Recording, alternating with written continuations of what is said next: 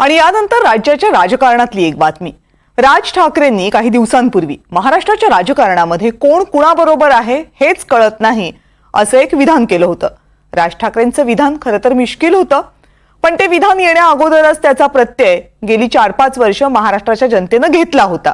आता पुन्हा एकदा राज्याच्या राजकारणामध्ये नवा भूकंप होणार का अशी चर्चा सुरू झाली आहे आणि याला कारण ठरलंय राज्यात तळापासून दुसऱ्या क्रमांकाचे आमदार असलेला पक्ष म्हणजे काँग्रेस।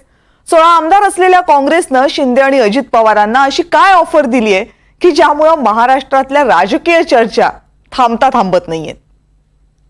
अजित पवार आणि एकनाथ शिंदे दोघांची हालत खराब आहे, त्यामुळे आताही बिघडलेलं नाहीये। काँग्रेसकडे त्यांनी यावं, दोघांनाही जे पहिल्या खुर्चीवर यायचं मुख्यमंत्र्यांचं स्वप्न पडतंय आताही, तर आम्ही ते पूर्ण करू। 10 आमदाराचा पक्ष तो ऑफर देतो। नानांचं स्वप्न अपूर्ण राहिलेलं आहे, त्यामुळे नानांनी लोकांचे स्वप्न पूर्ण करणं हा एक मोठा विनोदाचा भाग आहे। काँग्रेसच्या नाना पटोलेंनी केलेल्या विधानावरून सध्या राज्यात हा असा कलगीतुरा सुरू आहे। नाना पटोलेंनी बुरा ना मानो होली है असं म्हणत अजितदादा आणि एकनाथ शिंदेंना महाविकास आघाडीत या आणि मुख्यमंत्री व्हा अशी ऑफर दिली। दोन्ही उपमुख्यमंत्री अजित पवार आणि एकनाथ शिंदे दोघांची हालत खराब आहे। त्यांना भाजप आता पुढच्या निवडणुकीत उभे राहणार नाही अशी पण व्यवस्था करून ठेवणार आहे, त्यामुळे आताही बिघडलेलं नाहीये। काँग्रेसकडे त्यांनी यावं, दोघांनाही जे पहिल्या खुर्चीवर यायचं मुख्यमंत्र्यांचं स्वप्न पडतंय आताही, तर आम्ही ते पूर्ण करू।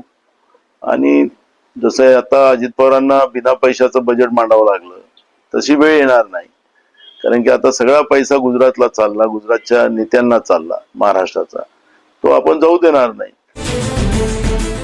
पटोलेंच्या या ऑफरमुळे महाराष्ट्राच्या राजकारणात मात्र चर्चेचं वावटळ उठलं। कोणी पटोलेंच्या ऑफरची खिल्ली उडवली तर कोणी सस्पेन्स निर्माण केला।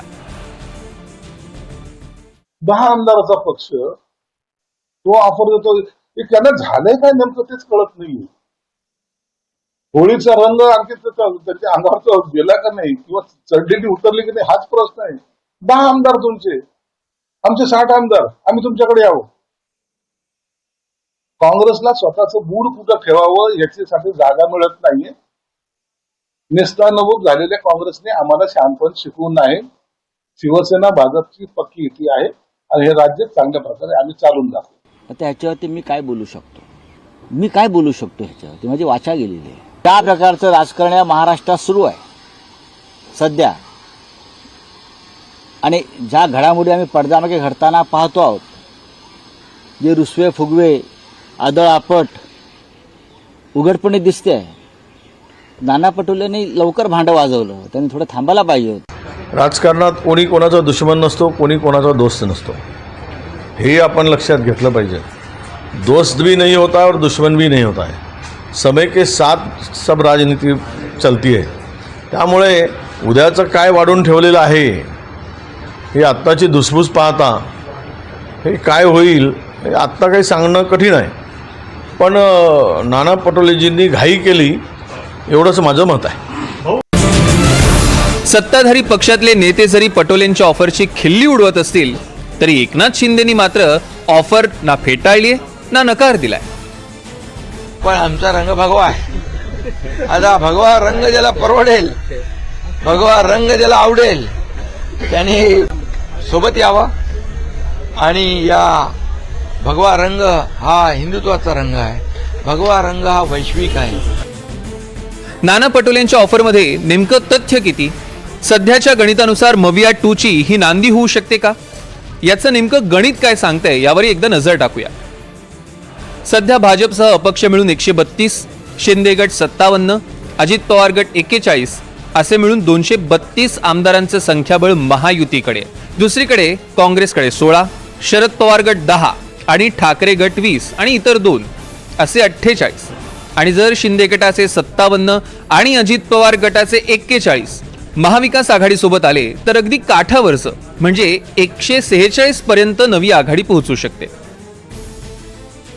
आणि त्याच्यामुळे महाराष्ट्रामधल्या ज्या काही राजकीय घडामोडी आता आपल्या चाललेल्या आहेत, आणि म्हणून मी त्याला सुरुवातीलाच एक म्हटलं की होली है बुरा न मानो, असं म्हणून त्या विषयाला गमतीमध्ये घेतलेलं आहे. काही लोक सिरियस घेत असतील तर त्यांनी सिरियस राहावं, म्हणजे सगळ्यांसाठीच आहे. पण आमच्यासाठी खऱ्या अर्थानं महत्त्वाचा मुद्दा आहे शेतकऱ्यांचा. राजकारणात प्रॅक्टिकल निर्णय घ्यावे लागतात, तिथे भावनांना स्थान नाही. त्यामुळे काँग्रेसनं ऑफर दिली तरी ती प्रत्यक्षात येऊ शकते का? जिथे 3 पक्ष एकत्र असून भांड्याला भांडं लागतंय, तिथेच इतके सगळे छोटे छोटे पक्ष केवळ भाजपला दूर ठेवण्यासाठी एकत्र येऊन सत्ता राखतील का? नाहीतर फक्त नाराजी, रुसणं आणि आरोप प्रत्यारोप इतकंच चालायचं. Bureau report, NDTV Marathi.